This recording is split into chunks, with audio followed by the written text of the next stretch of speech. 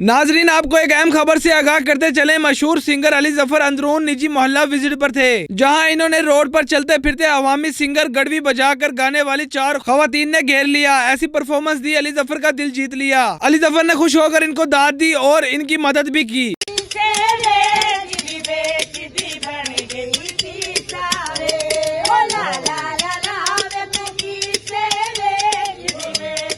Talented singers.